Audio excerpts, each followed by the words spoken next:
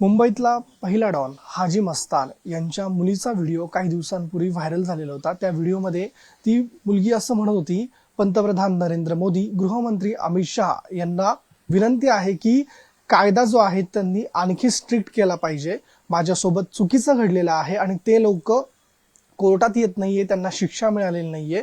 आणि याच संदर्भात बोलण्यासाठी स्वतः आपल्यासोबत हाजी मस्तान यांची जी मुलगी आहे त्या आहेत हसीन मस्तान. आपण त्यांच्याशी चर्चा करणार आहोत.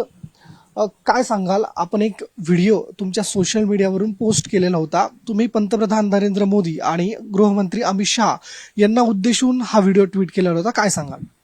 जी अस्सलाम वालेकुम, नमस्ते, जय हिंद। जी मैं ये कहना चाहती हूँ कि जैसे हमारे जो लॉ हैं जो बिल्कुल भी स्ट्रिक्ट नहीं हैं और उस वजह से लोग उसका मिसयूज़ कर रहे हैं। जैसे आप सुन रहे हैं आए दिन किडनैपिंग हो रही है बच्चों की, आए दिन रेप हो रहे हैं, मर्डर हो रहे हैं, प्रॉपर्टी के कितने केसेस पेंडिंग हैं, लोगों की ज़िंदगी निकल जाती है। लाइक मेरे साथ भी जो हुआ है, जब मैं 12 साल की थी मुझे रेप किया गया, मुझे अंडर हाउस अरेस्ट किया गया। मैं कई मर्तबा घर छोड़ के भागी हूँ इंसाफ के लिए, क्योंकि मुझे घिन आती थी कि whenever he used to touch me, मुझे ऐसा लगता था कि मैं रोज़ मेरा बलात्कार हो रहा है, क्योंकि मेरे बिना परमिशन के ही यूज्ड टू टच मी। और वो आदमी ने आज शादी की है और कोई भी उसको गिरफ्तार नहीं कर रहा है। वो आराम से एज अ क्रिमिनल एक क्रिमिनल आराम से घूम रहा है, कोई फिक्र नहीं है, क्योंकि उसको पता है लॉ हमारा स्ट्रिक्ट नहीं है। इसलिए इस वजह से मैंने दरख्वास्त की है नरेंद्र जी से और हमारे अमित शाह जी से कि सर प्लीज़ हमारे लॉ को स्ट्रिक्ट कीजिए, ताकि ये जो भी क्रिमिनल हैं और ये जो ऐसे हरकतें करते हैं किसी भी तरीके से, और ये मैं अपने लिए नहीं हर देश के वासी के लिए स्टैंड ले रही हूँ, क्योंकि मेरे साथ साथ और भी जो लोग परेशान हैं उनको इंसाफ मिले। और मैंने देखा है कि कई न्यूज़ चैनल ये ऐसे वर्ड यूज़ कर रहे हैं कि हाजी मस्तान की बेटी भीख मांग रही हैं।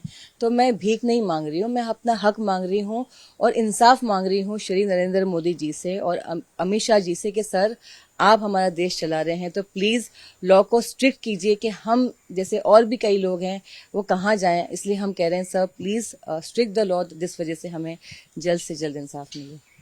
आपके साथ गलत हरकत करने वाला वो आदमी कौन है और आपकी उस व्यक्ति से शादी हुई थी ऐसी ऐसी पता चल रहा है?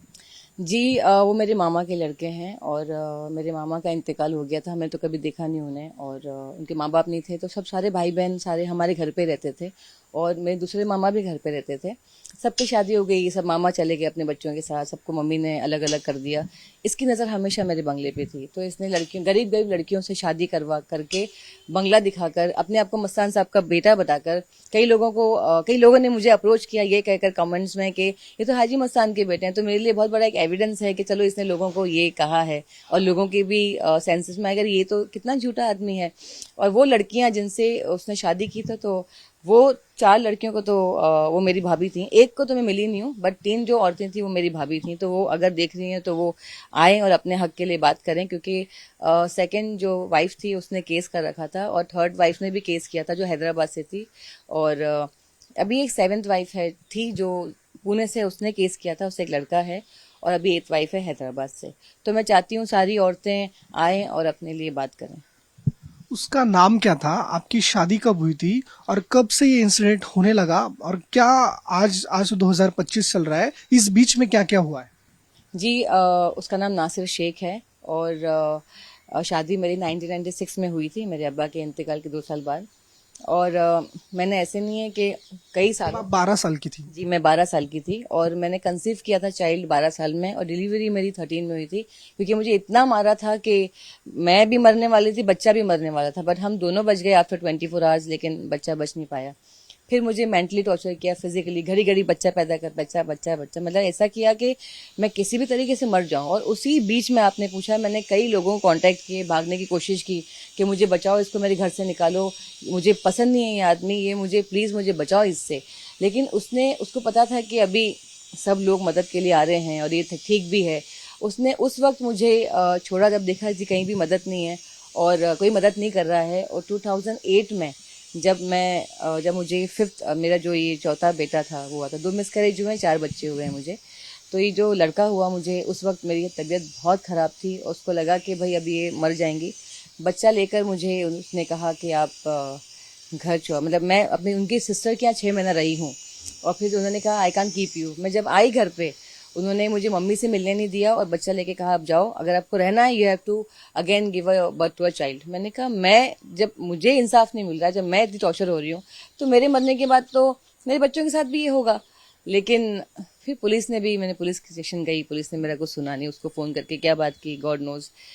फिर वो तो स्ट्रगल ऐसा हुआ। फिर इसने मेरी बेटी के साथ शादी करने की बात की। मेरी बेटी स्कूल ने मुझे फ़ोन किया, मिल्लत स्कूल में वो पढ़ती थी। स्कूल ने मुझे फ़ोन करके कहा कि आप आइए यहाँ पर, आपकी बेटी के साथ निकाह करना चाहता है, आप तो आराम से रह रही हैं। मैंने कहा मैं तो खुद घर से निकाली हुई हूँ, मैं पुणे में थी कुछ काम के सिलसिले से।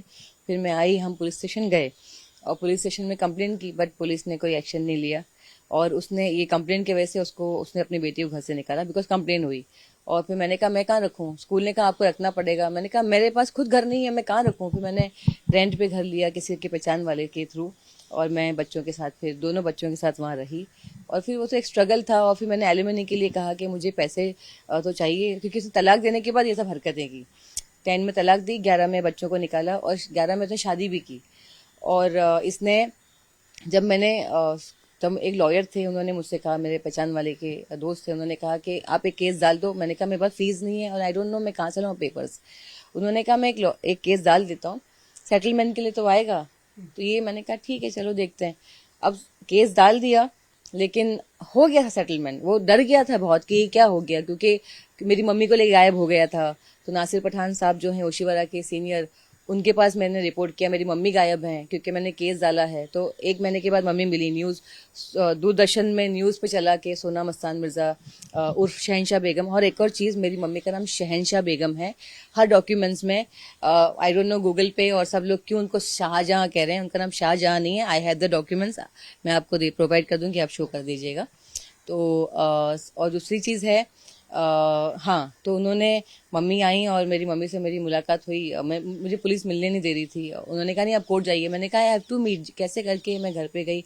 और जब मैंने अपनी मम्मी को देखा तो शी वॉज कम्प्लीटली ब्लाइंड, और शी वॉज नॉट, मतलब मुझे ऐसा लगा ये बेड रेस्ट पे थी, वो बीमार थी। बहुत रोई वो और बहुत सब चीज़ें हुई। तो मैंने कहा कि मम्मी ऐसी ऐसी बात है कि इन्होंने कहा है कि आप मेरी माँ ही नहीं हो, तो आपको चलना पड़ेगा सेट। क्योंकि उस दिन तो मैं बात नहीं कर पाई। 2-3 दिन के बाद मैंने उनसे कहा आपको डीएनए करना होगा, ऐसी ऐसी बात है। मम्मी ने कहा ठीक है। अब वो बेड पे थी, कहाँ जाती है, अंधी औरतें। तो इन्होंने कहा पुलिस को, मैंने कहा कि आई नीड माई मॉम, कि मुझे डीएनए कराना है। लोग मुझे कमेंट पे लिख रहे हैं डीएनए नाम की भी कोई चीज़ होती है। तो मैं तो कह रही हूँ डीएनए, मेरी माँ थी, डीएनए कराना चाहिए था। अगर मैंने अपने एक्स हस्बैंड पे केस किया है तो मेरी माँ तो तब जिंदा थी 2013 में। इतना बड़ा केस किया है मैंने कि शी इज माई मदर, तो आपको पहला सब्जेक्ट क्या था, डीएनए कराओ। मेरा डीएनए नहीं करवाया। मेरी माँ इन द लास्ट, मेरी मम्मी 8-9 महीने के बाद इंतकाल हो गया। अगर पुलिस का मुझे अगर थोड़ा भी सपोर्ट होता तो आज मेरा डीएनए हो गया, तो कब से मैं केस जीत जाती। लेकिन जब ये मैंने कहा केस डाला और ये डर गया था, भाग रहा था यहाँ से वहाँ, मेरी बेटी के पास ही आया और मेरी बेटी इन्वॉल्व हो गई वहाँ। मेरा केस, जैसे लोगों ने मुझे कल एक चैनल ने पूछा भी कि आपने इतना होने के बाद भी आपने कैसे कुछ नहीं किया आपकी बेटी के साथ। मैंने कहा तो वही तो मैं कहना चाहती हूँ कि मेरी बेटी जब, जिसपे इतना बड़ा शादी की बात उसने की है, आप उनसे जाके मिल गए, मेरा केस वहीं पे आधा खराब हो गया। पुलिस तो देख रही है, लॉयर के पास एक सब्जेक्ट था, लेकिन कहीं ना कहीं मैं लड़ ही रही थी। मैं बीमार रहती थी, मैं फाइनेंशियली तो मेरे ऐसे हालात थे कि अभी जैसे आप न्यूज़ चैनल पे चला रहे हैं, जो मुझे लोग जानते हैं, कुछ न्यूज़ रिपोर्टर्स भी जानते हैं जो मेरे घर पे आए, मेरे हालात उन्होंने देखा है ट्रिपल तलाक के टाइम पे। तो वो सब आके और भी लोग बात करेंगे ऑफ कोर्स कि हाँ जी हम we were witness to it. Ekta Kapoor ji का मैंने वेब सीरीज किया था, मैं वहाँ बीमार थी सेट पे। पलाश मुशल जी का मैंने वेब सीरीज किया था, मैं सेट पे बीमार थी, मैं खड़े नहीं हो पा रही थी। तो all this people are witness to it कि यार she was not well and she was not having money.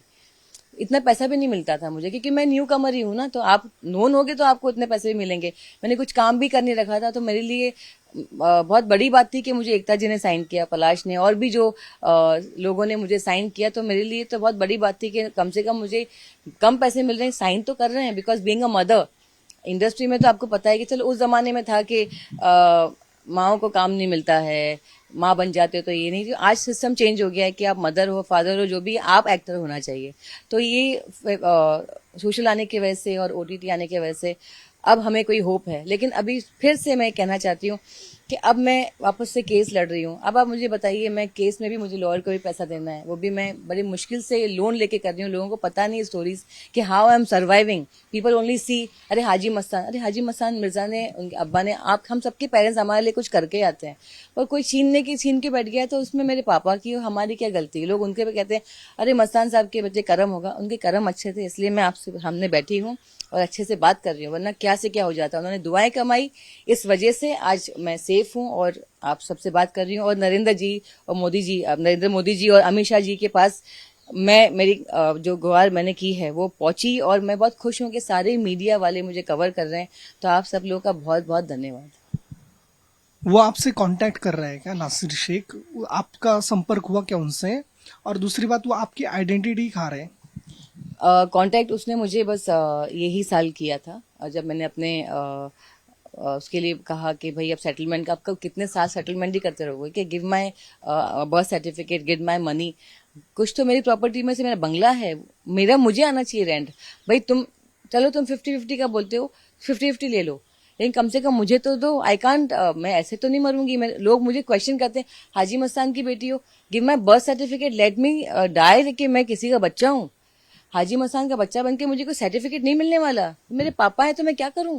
तो लेकिन ये मुझे एक मतलब आप सोचिए ना, कितना बड़ा क्राइम है किसी का आइडेंटिटी छुपाना। और हमारे देश में आजकल तो बर्थ सर्टिफिकेट कितना इंपॉर्टेंट हो गया है, और उसमें ये सब चीजें तो। और जैसे आपने कहा कि कांटेक्ट, अभी तो कांटेक्ट करने के बिल्कुल भी उसमें नहीं होगा, और करेगा भी तो मैं पुलिस में ही कंप्लेन करूंगी, बिकॉज अब मैं सेटलमेंट पे बिल्कुल भी रेडी नहीं हूँ। अब मैं चाहूंगी उसको सजा मिले, और बहुत सजा मिले, ऐसे क्रिमिनल्स को तो सजा मिलना ही चाहिए।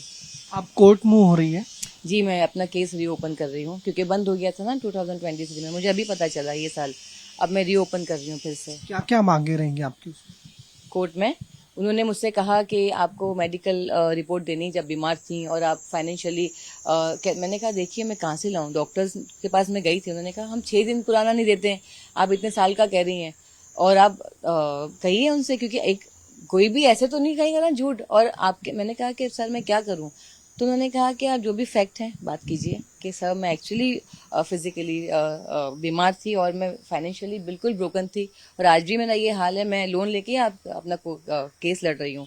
तो मुझे यही, जैसे मैंने कहा कि लॉ स्ट्रिक्ट की बात, क्योंकि हमारी ज़िंदगी, हम थोड़ी पैसे लोन ले लेके अपनी ज़िंदगी में अपने हक के लिए लड़ाई करें, और सामने वाला क्रिमिनल हमारे पैसे से एंजॉय करे। तो इस वजह से लॉ स्ट्रिक्ट होना चाहिए कि हमें इंसाफ मिले जल्द से जल्द। जो आपका वो बंगला है वो उनका ही है क्या अभी? उनके? नहीं, मेरा बंगला मेरी मम्मी का ही है, शहनशाह बेगम के नाम पे। और तो वो मेरी, कब्जा उनका है क्या? नहीं कब्जा इन द सेंस, मेरी मम्मी ने जिसको रेंट पे दिया था, नवीन खेतानी, उसका मैंने एक फोटो शूट भी किया था 2009 में, जब जिस दिन Michael Jackson was he died, तो उस दिन मेरा शूट था, and I came to know on set के he died, passed away Michael Jackson. तो उस दिन मेरा शूट था, मेरे कुछ फोटोज भी हैं कि मैंने उनकी ज्वेलरी का शूट किया था। तो I told Naveen uncle please give the money to me, because a bungalow belongs to me. नहीं, you talk to your mother, talk to your Nasir. मैंने कहा why will I talk to isles, मेरी माँ से तो बात करने देते नहीं है, नासिर से मैं क्या बात करूँ, यू नो कि I am the owner, my mother is the owner, why you giving the money to him. नहीं, यू स्पीक टू हिम, ऐसे करके उसने मुझे इग्नोर करना शुरू कर दिया। और वही मेरा एक लास्ट शूट था, उसके बाद he never spoke to me. I tried my level best कि उससे बात करूं, बट ही डिडंट।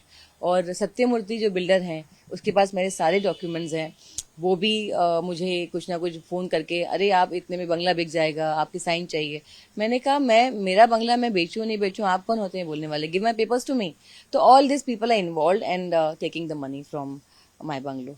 आप अभी कोर्ट में कब केस दर्ज करेंगी? अभी मेरे लॉयर से आज ये बात हुई थी, सो अभी बताएंगी वो कब कैसे रिट फाइल करेंगे अपना हाई कोर्ट से, और फिर हम देखते हैं जल्द से जल्द। धन्यवाद.